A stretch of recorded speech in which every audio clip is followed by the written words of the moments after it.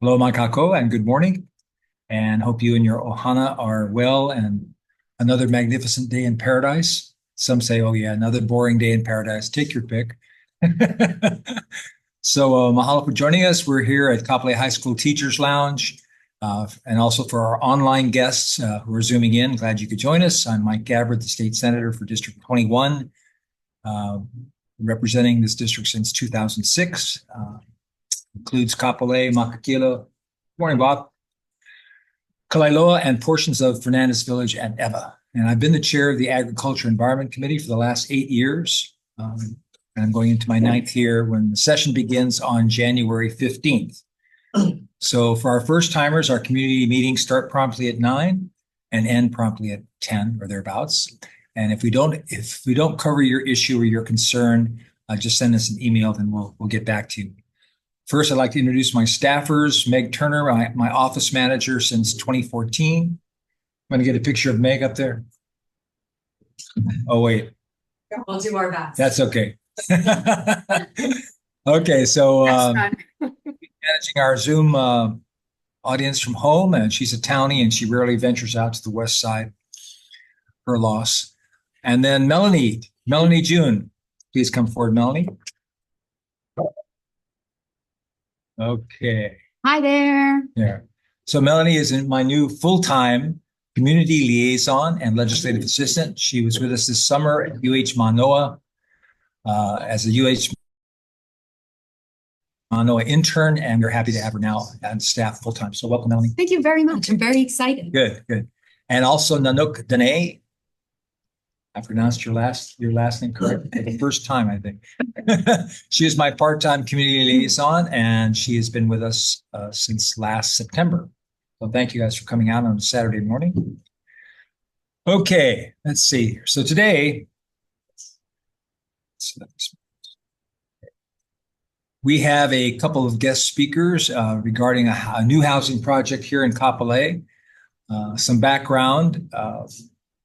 HHFDC, that's the Hawaiʻi Housing Finance and Development Corporation, is the primary agency charged with overseeing affordable housing, finance, and development in Hawaii. And so the HHFDC works with the state's residents, housing developers, and financiers. So in March of this year, led by a 9-member board and executive director, they selected 2 experienced home building companies to master plan and develop up to 900 affordable rentals and for sale homes at one of the largest remaining undeveloped properties in the Villages of Kapolei. And it's, of course, the 19.4 acres of open field across from Walmart and next to our new veterans home. So due to widespread community interest surrounding this new project, I've invited 2 of the representatives of the building companies to talk about the project and to answer questions from the community. So we'll begin with our guest speakers. First, Chris, come on forward. Chris Flaherty is the co-founder and principal of ʻIkenākea. And Daniel Simonich, he's the vice president of development at the Michaels organization, and they're here to talk about the new affordable housing development. And then there'll be time for Q&A afterwards. And then afterwards, if we have time, I'll give a brief community update and hopefully more time for Q&A. So again, if you don't have your questions or issues answered, please send me an email and we will follow up. Okay, so why don't you come on over here so you don't have to make yourself right here. Let's see. Okay. Meg, is that okay?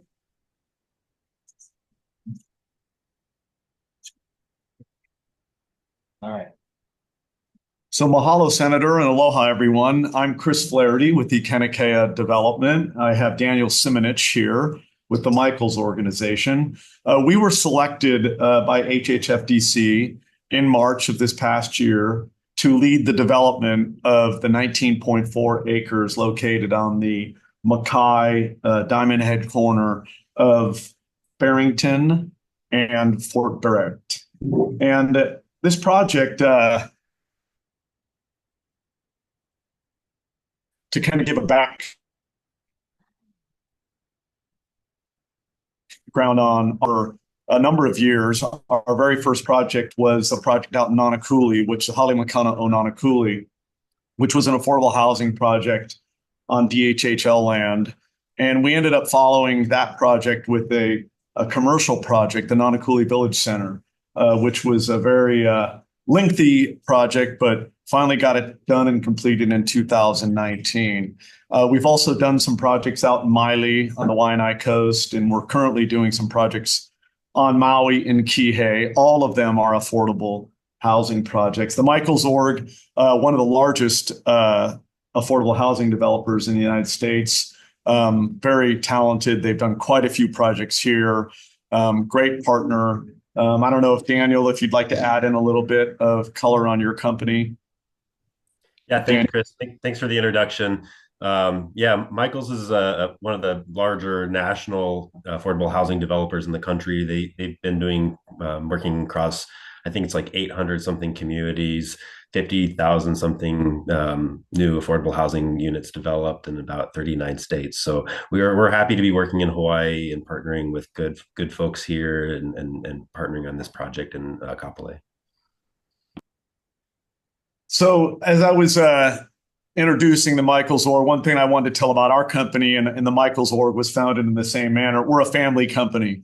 My partner, Patty Barbie, who couldn't not join us this morning, her daughter works for us. My son, Keegan, works for us. And then Nainoa Watson, my former partner, Cully Watson's son, works for us. So family company, the Michaels organization founded on family values as well. So we've been very involved in updating the community on the project, listening to the community, and coming back with feedback. And so we're happy to be invited here to talk story about our project. Next slide. As I mentioned earlier, it's a partnership between ʻIkenākea Development and the Michaels organization. Next slide. The anticipated development program that we have roughed out, and this was with guidance from HHFDC, will be between 700 to 900 affordable housing units, and they'll range in affordability to 30% AMI to 140% AMI.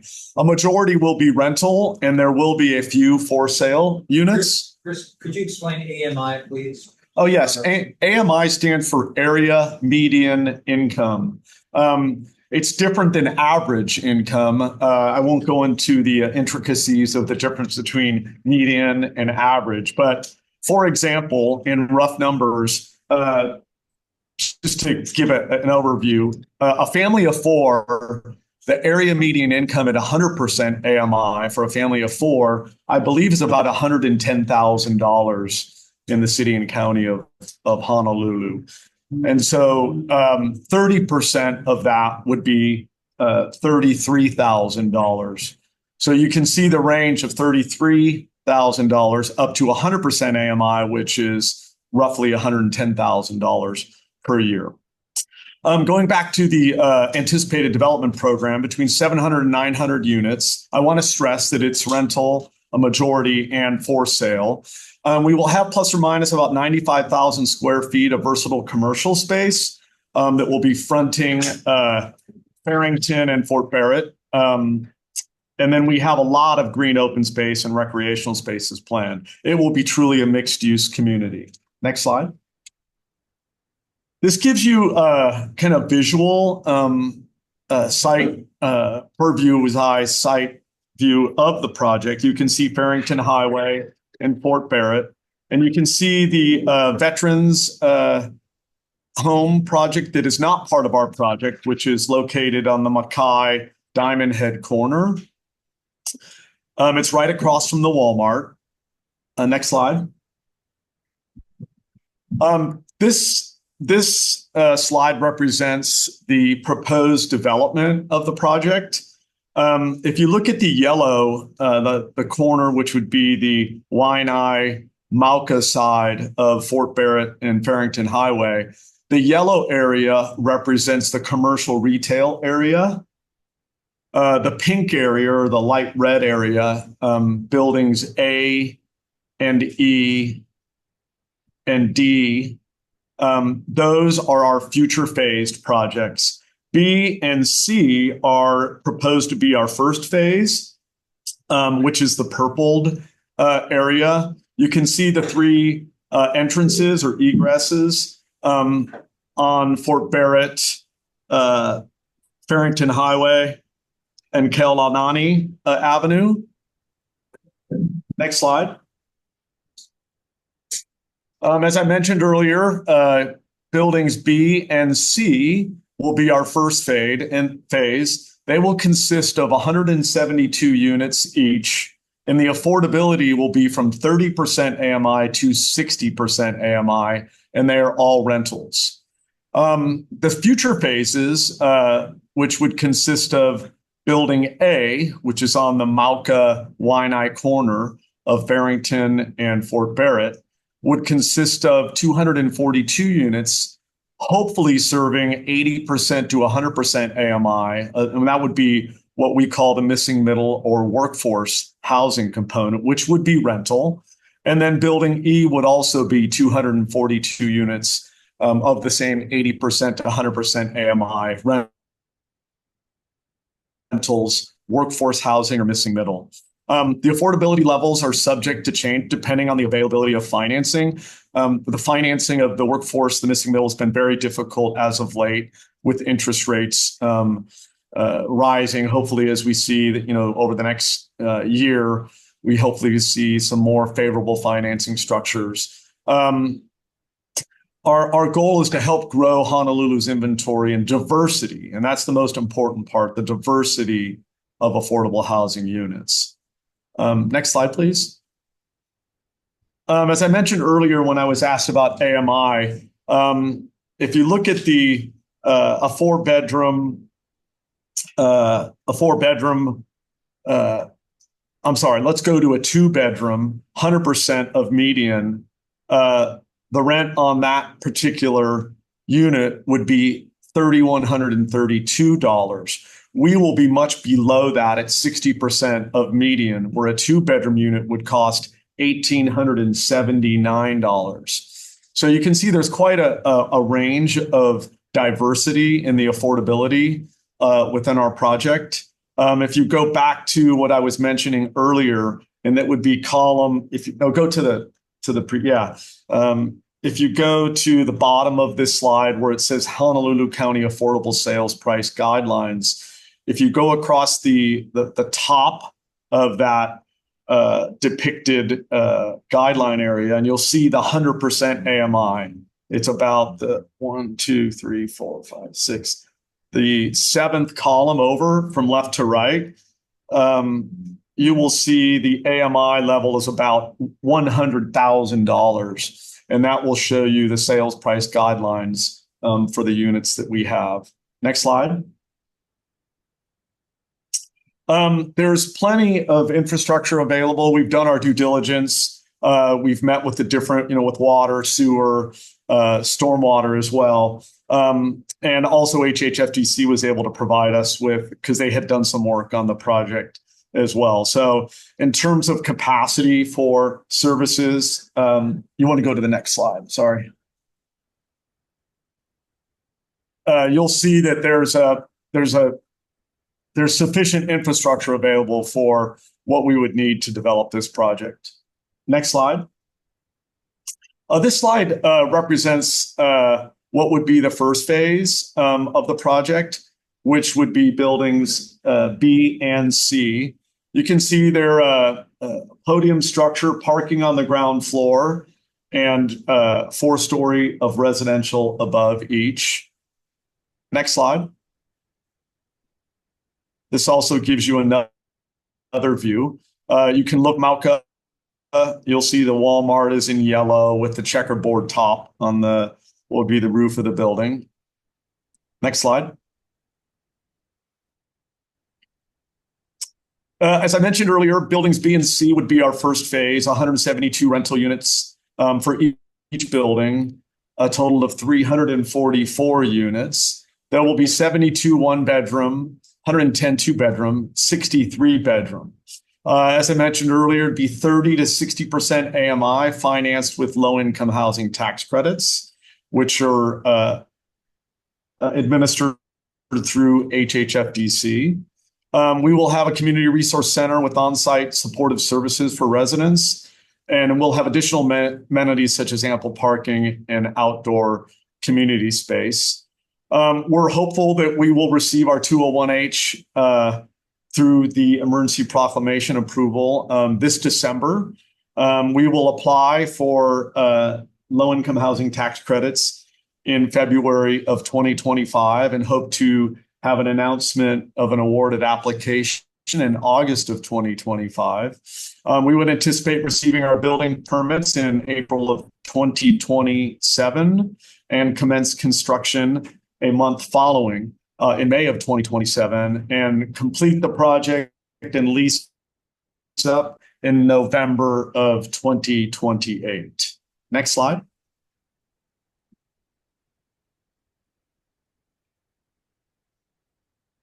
We're available for questions. Daniel Simonich, his cell number is my 83341. That is my cell number. We've been a few community meetings looking for community feedback. There's quite a few stakeholders involved in the project. As Senator Gabbard mentioned, HHFDC, we have Hawaii Department of Transportation, Department of Education, we've got DPP, quite a few different stakeholders from the city and county and state involved in the project. We've met with quite a few state and city elected representatives, been to two of the neighborhood board meetings, Chamber of Commerce for Kapolei, the Rotary Club, and the Villages of Kapolei. And we've also done a town hall meeting as well. So we welcome feedback. We want to be able to provide the community with something that they can be proud of and know that fits within the community. So I believe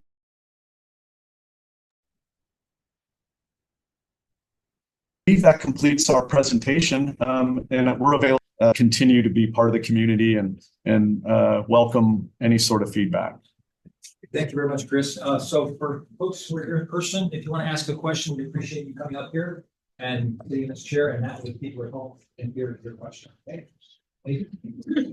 Ladies first. What do you want to say? You're that.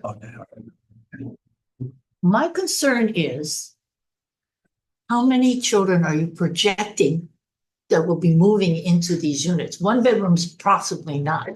Two and above, especially the for sale units, might have children.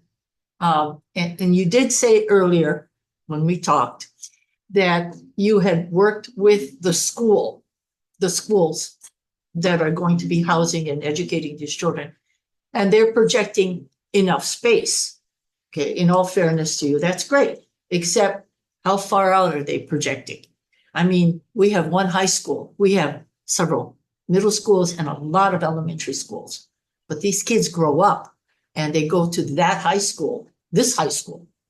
Now, how far out did they project this population for students? That's a great question. I'm going to turn that over to Daniel so that he can probably answer that much better than I can. Daniel, do you want to address that? Yep, that's a great question. That's a question we've heard several times from the community. So we went ahead and we've been having meetings with the superintendent out in Kapolei, as well as the principals of all the schools. We've been meeting with them just to make sure that they are reserving capacity. We just got word from them a couple of weeks ago that with this development and other developments that are planned in the community, they do have a 5-year timeline where they do reserve capacity for future projects. So they know our project schedule. They are accounting for that to have that future capacity. We've shared with them the unit mix, this type of range of affordable housing. We're providing, 1 bedrooms to 3 bedrooms. So it's a good amount of space for families to move in. And one of the other key comments we heard from Department of Education is how important affordable housing is to attract teachers. that they're having a hard time hiring teachers because they can't find affordable housing. And so one of the solutions for their ability to increase capacity at the schools is to provide affordable housing. So they were very excited to hear about our project, and we've been in close coordination with the Department of Education. I have a second question. Has nothing to, how much green space out of the 19 acres? I believe you said it was 19 acres. Yes. Will be available for families and residents. Green space is important for normalcy in life. You know, living in an apartment is fine, but I mean, let's face it, we don't want to become Manhattan, where you have to travel blocks to get to a place where you can just sit. So how much green space are we talking about for leisure activities and just having your child stroll around? Daniel, would you like to address that? I don't have the exact number, but if you recall from that slide, what was presented as part of that first phase, there's a generous open space between those two buildings. So one of the first things we want to do with this first phase is make sure that we're returning usable open space and have it be programmed and accessible for the community. So that's a key feature of this first phase, is to have a large green open lawn between those two buildings that you saw in that first phase. Okay, thank you. Oh, Joe has a question on Zoom. Joe, you can just unmute yourself and ask the question. Okay, great. Thank you. Thanks so much. Appreciate the opportunity to have a conversation here. Chris mentioned that there's going to be plenty of infrastructure, and I'm just wondering if that includes addressing traffic patterns in the area and parking, and how many vehicles are actually going to be involved. And are you aware of the Makakilo Drive Extension Initiative? Because that would do a lot to help mitigate the impact of what one would anticipate would be a great number of additional vehicles in the area. Thank you. Yes, aloha, Joe, and thank you. Great question. I'll start with the parking, which is something that we are obviously really cognizant of its impact on the community. Currently, all the commercial parking will be parked per code, so it's ample parking for all the commercial retail.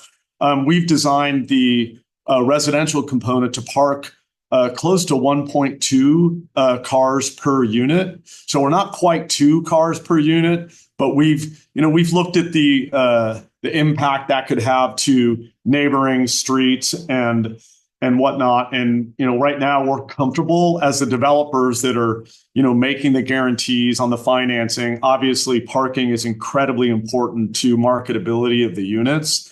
We just did a project over in Mo'ili'ili that we finished about 1.5 years ago, and it was for Kupuna. And it was 105 units, and we parked it 1/3 car to 1 unit. And we had some challenges leasing up. And that's in Mo'ili'ili. So we've been very cognizant of parking. We believe that close to 1.2 cars per unit is sufficient for this area. And we have ample commercial parking as well. So I think that is something we've looked at very closely. We're aware of. We don't want to see the impact spill into neighborhood streets. With respect to the traffic patterns, we've engaged a traffic consultant who did our traffic impact report. And, in terms of the egress, the 3 egresses, that is going to help alleviate some of the traffic concerns that I think this project is perceived to be bringing to the area. I know personally, having traveled out to Kalailoa, we have property out there, and just getting onto Fort Barrett, and it can be problematic, and we share those concerns. The traffic impact report did indicate that there will be very little impact to the traffic pattern. With respect to the Makakilo situation, obviously we're concerned about that as well. We'd like to see that happen, but it's so low on the radar in terms of its ability to score for public funding that it's really outside of our purview. And although we support it, it's just very difficult to be able to see a path forward there. I think it's going to take work. We'd like to see it happen as well, But that's something that's outside of our purview. We support the community's efforts in helping move that forward. But it's just right now, it's in talking to the city and talking to the state, it's just low on the totem pole in terms of getting funding. So there's much other needs that are needed. So I hope that helps answer your questions and concerns. It does to a degree, Chris. It's just when the opportunity presents itself, I think you would have a lot of folks more welcoming to the project if you can inject the Makakilo Drive extension project into the conversation as time goes along. I'm telling you, that's a major concern if you feel the pulse of the local community on Neighborhood Watch app and some other things. You'll see that frequently. But thank you very much. No, thank you. Those are all very well. We're very aware, acutely aware. That's been and that's been a resounding concern of a lot of the neighbors. So, but we support it, but it's just outside of our traffic impact report area. And we support it, but we can't. There's nothing that we can do to help other than support it because it's not a priority at this moment. But we will support it when we can. Thank you. Hey, Meg, we have Bob Kraft here. Open. Yep, my name's Bob Kraft. Nice to meet you. I live in low-income housing. I think it's the only one in Kapolei operating. It's a 5-minute walk from where you're planning to build. I support it, just to let you know. So, but I do have some questions. One is the pictures that we saw. What's the height? How many floors are the buildings that you showed? That's the first thing. Okay, Bob, let me bring that slide up so everyone could see it. And thank you for the question. Could you go back a couple slides? Yeah. Right there. Let's go there. Daniel, do you want to take that question from Mr. Kraft? Sure. Yeah, and thanks for the question.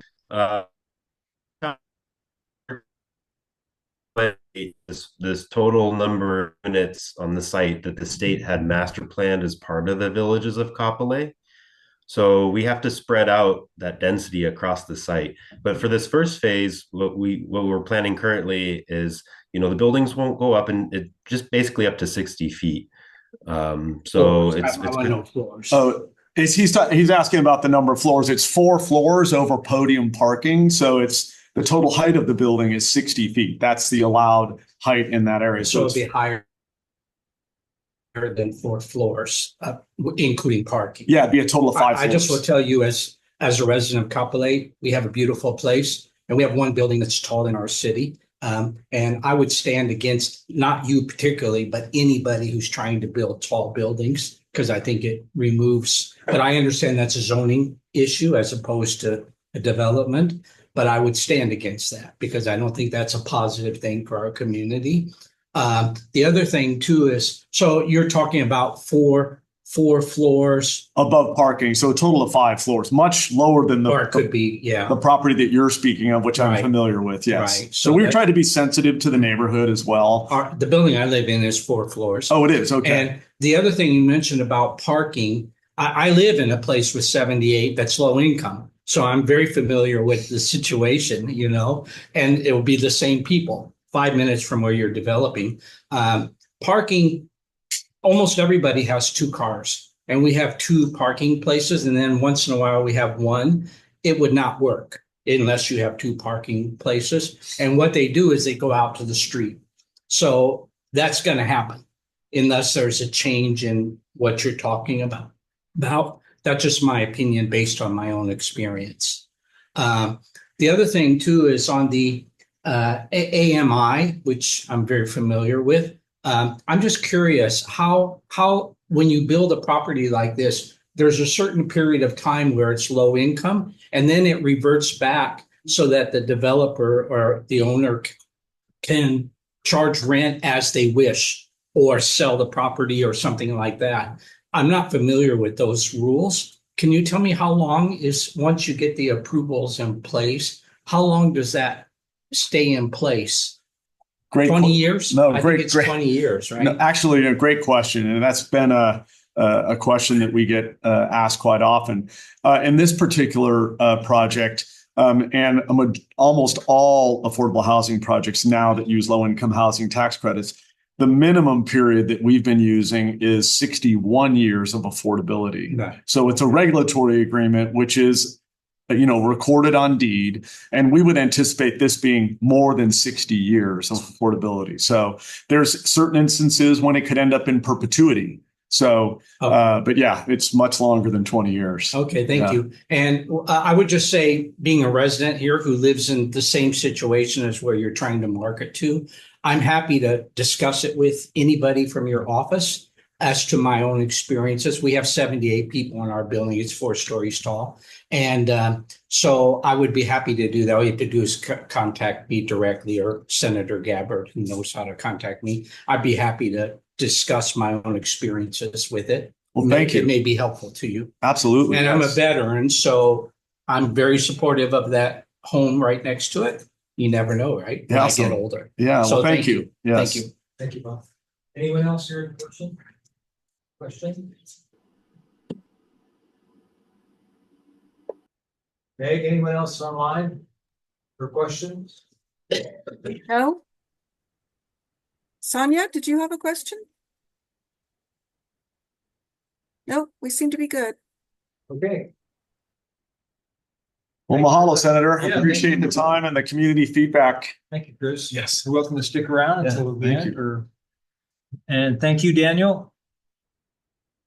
Great. Thank you, Senator. Thank you. Okay, let's see. You can throw that light back on. And did we get a picture of you and Chris? Yes. Okay, let's see where we are here.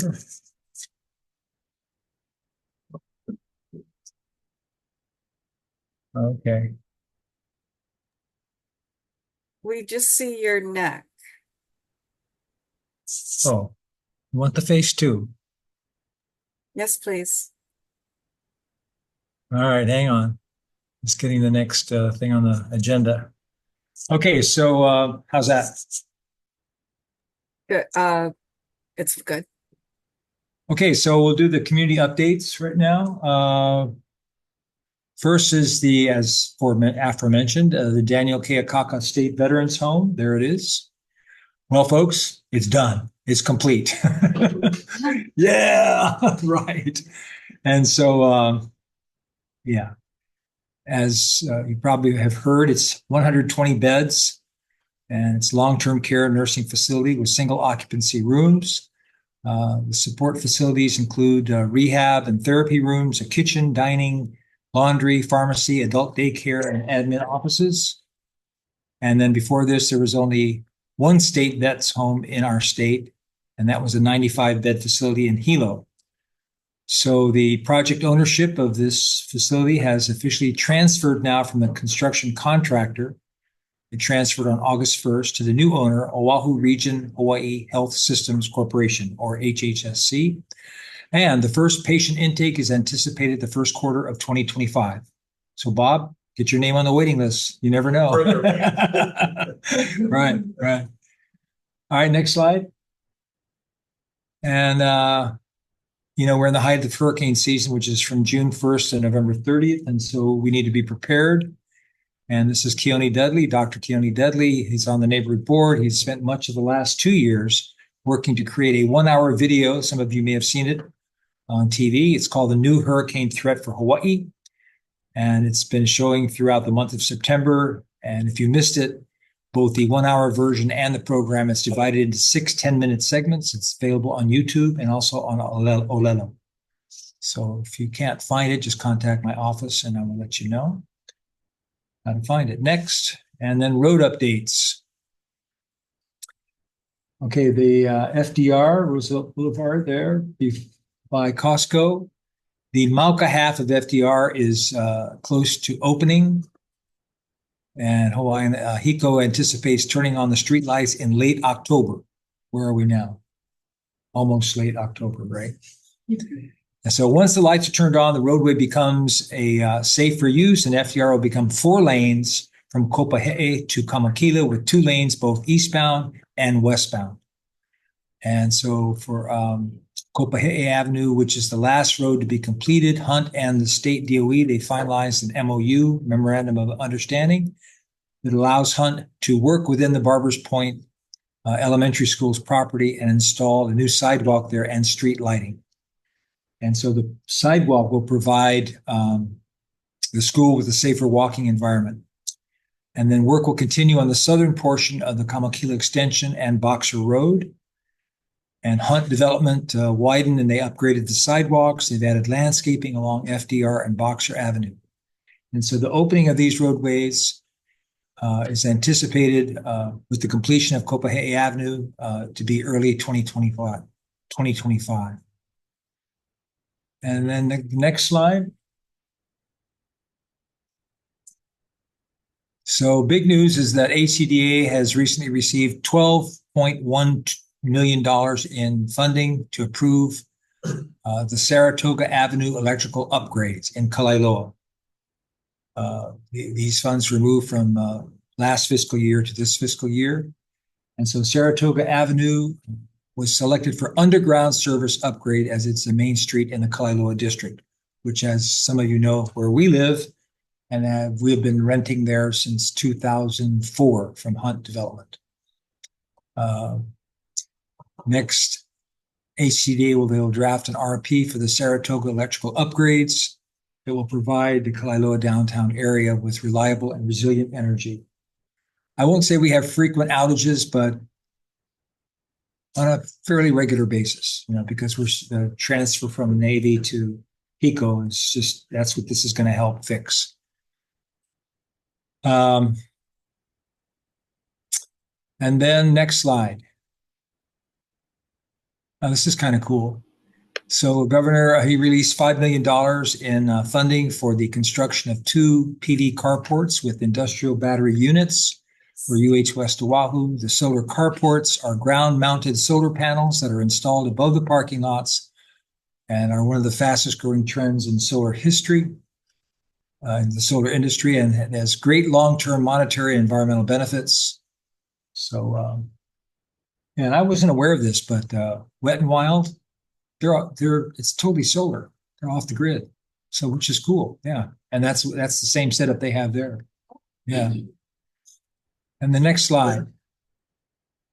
UH West Oahu has been selected as the local educational partner for Amazon's Career Choice Program, along with Honolulu Community College, and it provides Amazon hourly employees with opportunities to learn new skills for career success.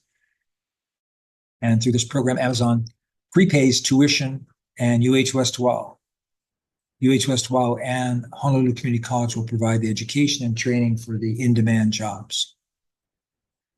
And that's it. So with closing, I'm not closing now. I'm going to open it up to, I'm going to hit that light, this right here. Any questions, concerns that you would like to bring up? Now's the time. First, we'll do the in-person. Yes, Well, I just Tony? wanted, it was kind of a thought. This new development, will that be, because it's residential and commercial, are they gonna have solar panels? We plan on having solar panels, yes. Oh, good. For the for sale homes too. Yes. Yes. Okay. Any other questions, issues, concerns? Online. Yes, Bob? About that school near where you live, there's a school there. Barbers Point, yeah.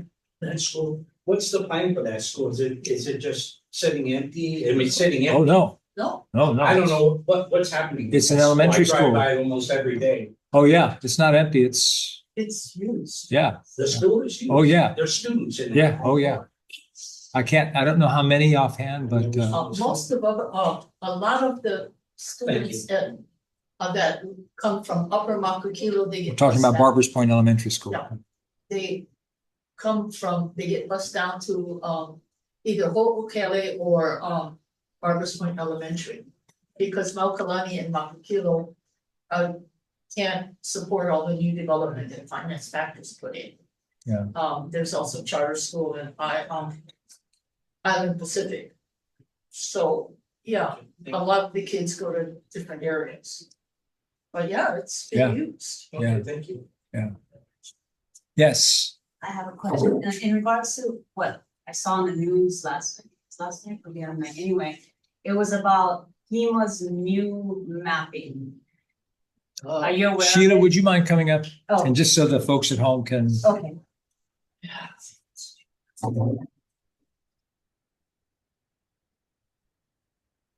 And I saw it on the news, I want to say last night, where they were discussing the maps of all of the state of Hawaii. And what was concerning is now they're saying that FEMA will now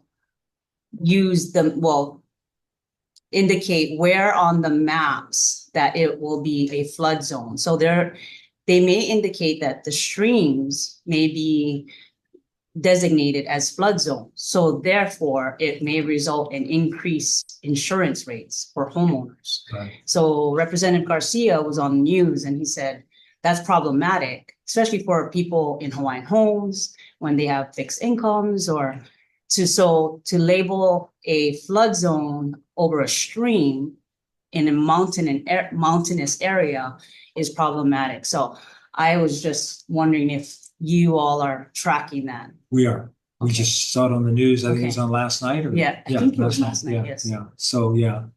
So we want to get the information from FEMA, what they've come up with. Mhm. Is it mandatory, for example, to go with FEMA's recommendations? Just to get an idea of what's going on. And then there's a public meeting is going to be on two of them. One's on November 4th or something, but we'll put it on the email list so that Okay, where folks can come express their concerns. right. Because I know at the last town hall meeting that Representative Garcia had, they discussed sinkholes that are popping up in all of Hawaiian Homestead.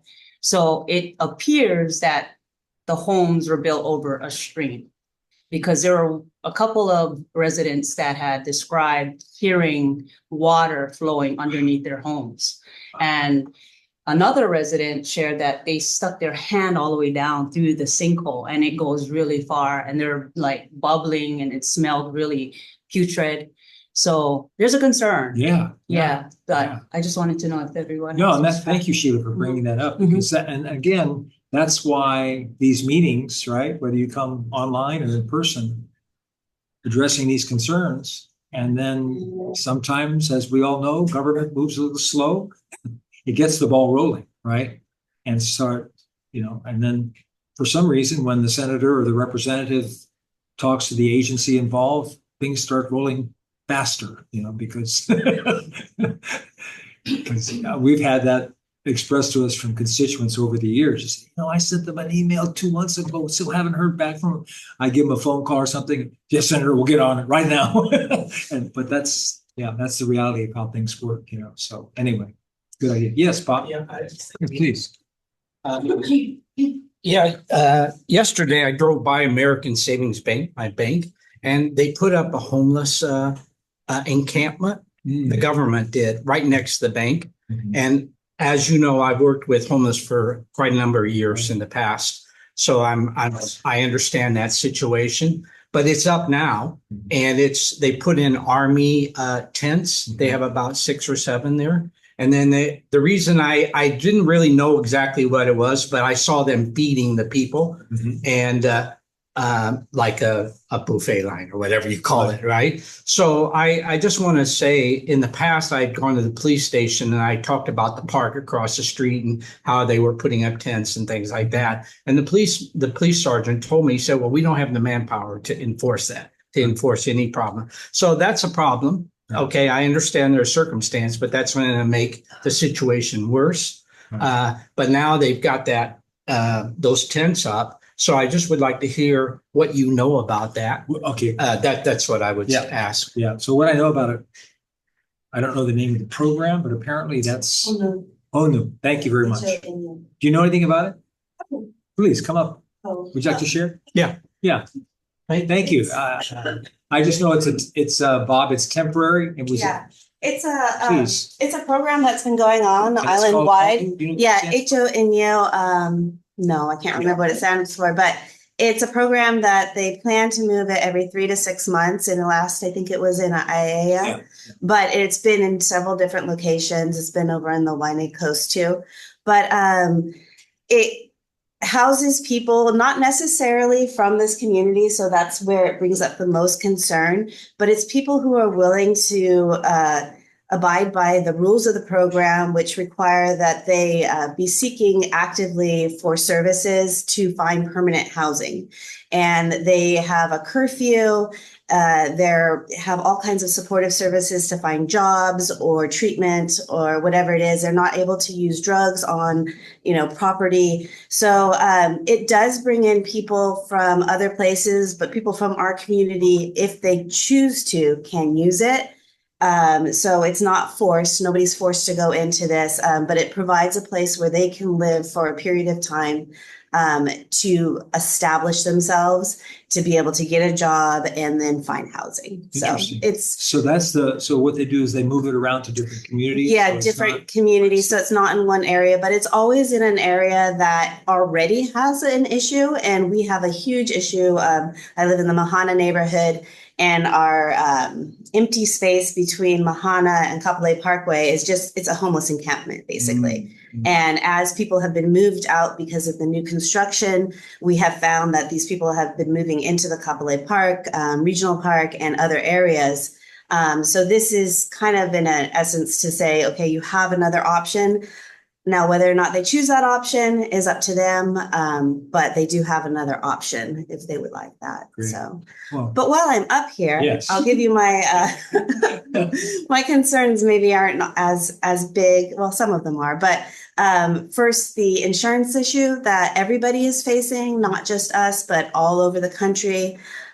Because of natural disasters, we're finding our insurance rates just go up astronomically. And so I live in a townhome in Mahana, and although I can afford the $150 increase that it went up per month, not everybody can, especially those that are on a fixed income. And so we've actually seen a lot of people putting up their condo units for sale.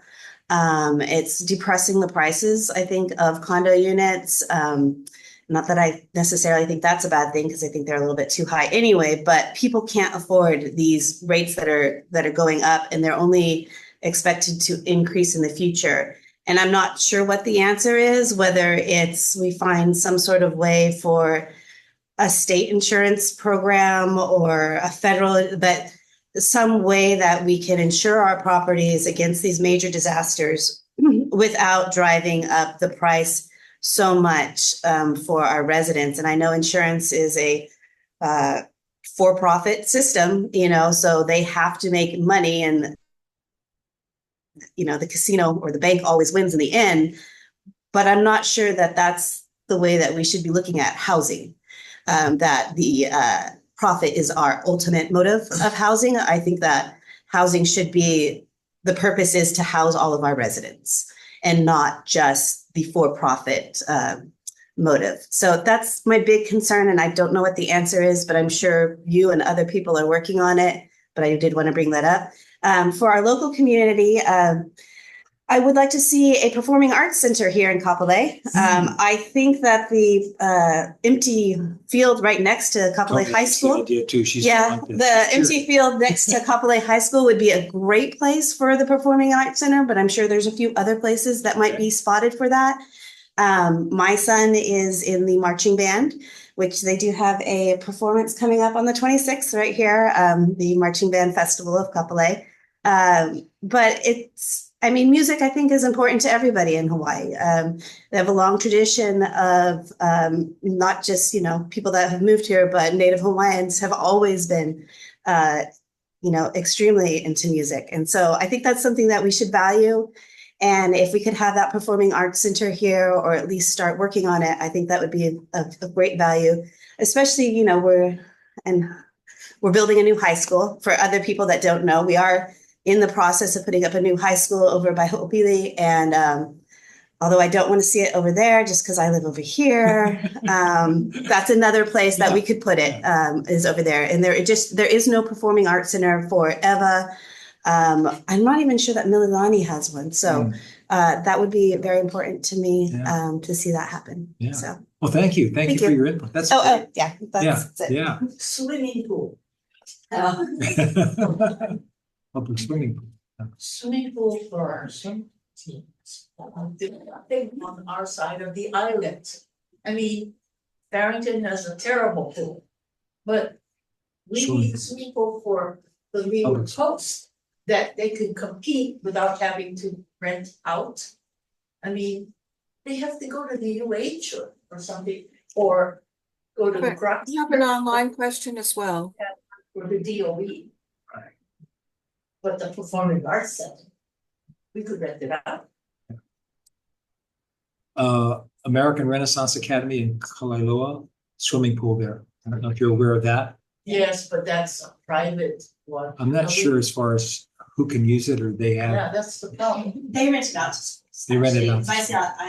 I do swim lessons for my twins who are five. IPA was there the other day and their swim team at IPA uses it. Oh, okay. So they do rent it out to schools who want to use it, and it is a great pool, but it is not Okay. public pool. Okay. Performing arts. And when you're talking about that, I was thinking how the quote second city, right? So it's not just about building affordable housing.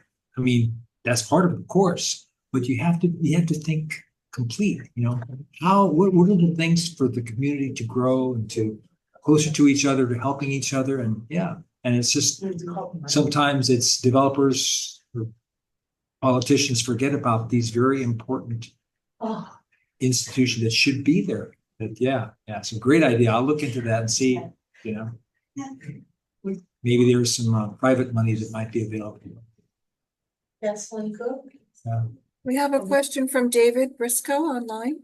Question from David. Hey, David, what's up? I have so much going through my mind that I don't know where to begin, but at first, just a little bit of curiosity about some things that are going on that have not been adequately covered by news media or don't have signage so you can tell what it is.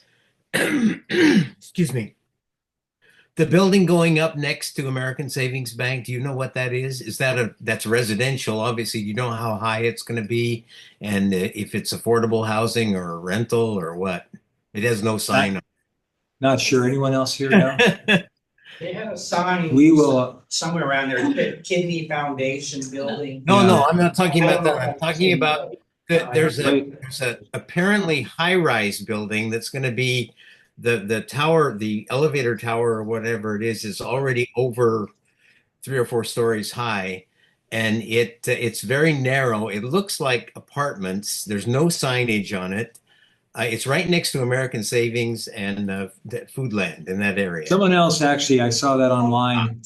We'll check it out and get back to you, okay? Yeah, I just want to know what it is, Yeah, I know. It's a mixed use. It's going to be apartments and commercial space. There's a lot of restaurant space that's going in there. Everybody will have access to the grease traps, so that's being set up in there.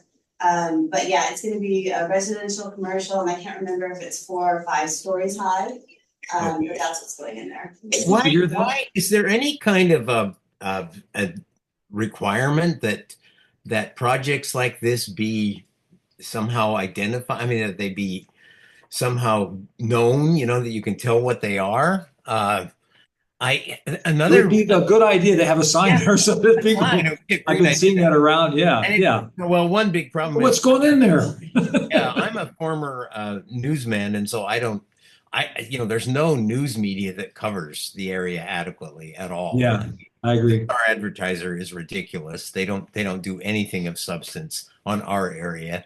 Yeah. They have a little Oahu section that comes out once a week or once a month, something, and never has anything in it except advertising.